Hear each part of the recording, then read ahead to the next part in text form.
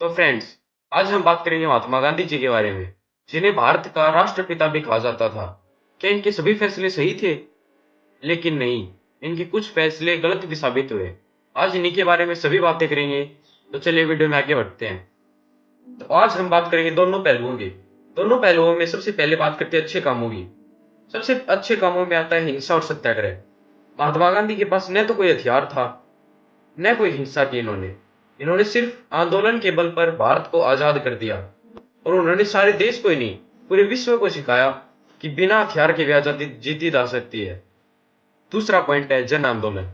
जन आंदोलन के जरिए उन्होंने भारत के सभी लोगों को एक समूह बनाया, मतलब आंदोलन किया, और सभी लोगों को एक साथ जोड़कर आंदोलन किया ताकि देश की ज्यादा अर्थव्यवस्था प्रभावित हो।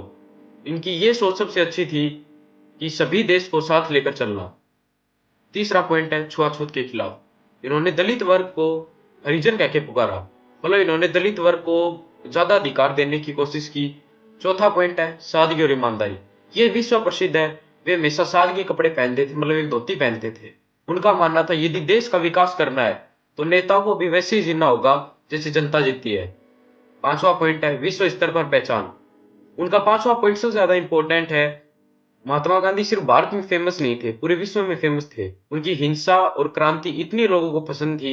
नेल्सन मंडेला और मार्टिन लूथर जैसे बड़े बड़े नेताओं ने इनको अपनाया, और संयुक्त राष्ट्र ने भी 2 अक्टूबर यानी महात्मा गांधी के जन्मदिन के दिन पूरे विश्व का हिंसा दिवस घोषित किया। अच्छी बातें तो हमने बहुत कर ली, अब इनके दूसरे पहलू यानी बुरी तरफ पढ़ते हैं। इनका सबसे बुरा पहलू आता है लोगों के दिमाग में, वो है जब भगत सिंह को फांसी हुई तब उनकी चुप्पी। मतलब जब भगत सिंह को फांसी हुई थी, जब महात्मा गांधी ने अंग्रेजों के ऊपर कुछ ही दबाव नहीं डाला, मतलब ये उस समय शांत थे। दूसरा पॉइंट इनका थोड़ा कैजुअल है।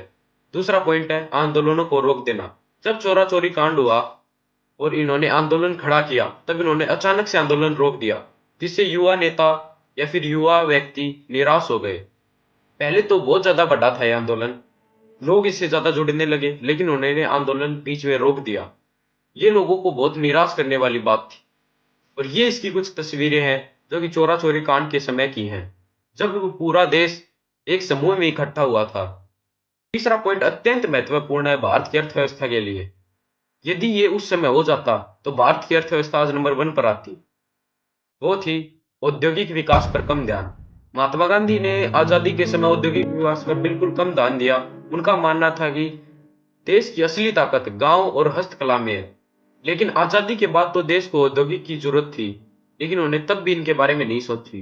लेकिन आजादी के बाद में तो हर देश को जरूरत होती है कि उसको एक बूस्टर मिले। मतलब भारत को भी एक बूस्टर की जरूरत थी, वो थे उद्योग, ताकि भारत की अर्थव्यवस्था थोड़ी बढ़ सके।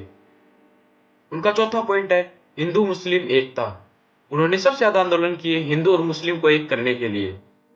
फूट डालो राज करो की नीति भी फेल हो गई इनकी, और हिंदू और मुस्लिम भी अलग अलग हो गए। तो दोस्तों, महात्मा गांधी भारत की आजादी में सबसे बड़े नेता थे। उनके विचार से करोड़ों लोग इनसे जुड़े और आंदोलन किए। लेकिन गौर करने की बात यह है कि इनके कुछ ऐसे फैसले थे जो आज भी विवादित हैं। तो आपके हिसाब से गांधी जी के सभी फैसले महान थे या विवादित? कमेंट्स में जरूर बताएं। Thanks to watching.